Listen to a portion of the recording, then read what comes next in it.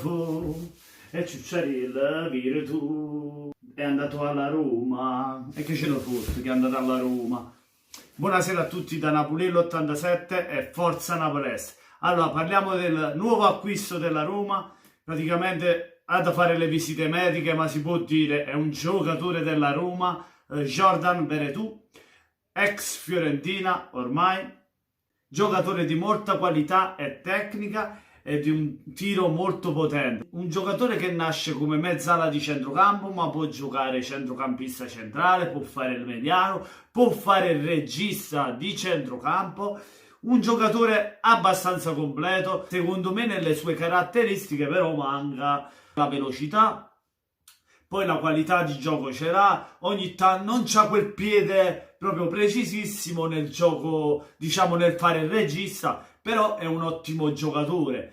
Ovviamente c'era anche il nostro Napoli su Veretout, ricordiamocelo, come c'è stato il Milan ultimamente, ma la Roma è riuscita a strapparlo proprio al Milan, che il Milan aveva messo nella trattativa una possibile contropartita di biglia per arrivare a Veretout, ma la Fiorentina invece voleva cash, voleva soldi, dove c'è arrivata la Roma che con 17 milioni si porta a casa Veretout, mi sembra con prestito con diritto di riscatto, una cifra del genere, ma comunque un ottimo acquisto da parte della Roma, perché come vi ho detto può giocare in varie parti di centrocampo e poi un giocatore che sa calciare sia i calci di punizione sia i calci di rigore, un giocatore molto forte fisicamente. Alla Fiorentina nell'ultima stagione non è che abbia fatto benissimo, anzi, ma questo vabbè non lo mettiamo in dubbio perché tutta la Fiorentina ha fatto male, diciamo uno dei pochi che si va a salvare nella Fiorentina è stato Chiesa.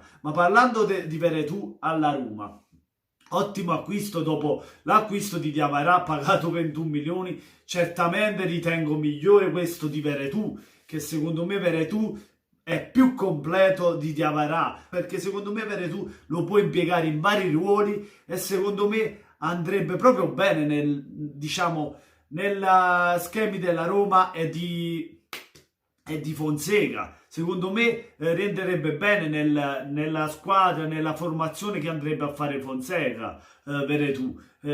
Poi c'hanno Pellegrini, a centrocampo c'hanno lo stesso Cristante, c'hanno Zaniolo, che vorrebbero metterlo in una contropartita con Moussa Sissoko, quando ho saputo dalle mie notizie, ma comunque Zaniolo io non lo darei via. Con Zaniolo, Veretout, lo stesso Cristante, a parte Cristante c'hanno anche Pellegrini, cioè possono formare un bel centrocampo. Ovviamente c'hanno anche Diawara, sono 5-6 elementi che poi potrebbero far girare, avendo l'Europa League, il campionato e la Coppa Italia da giocare.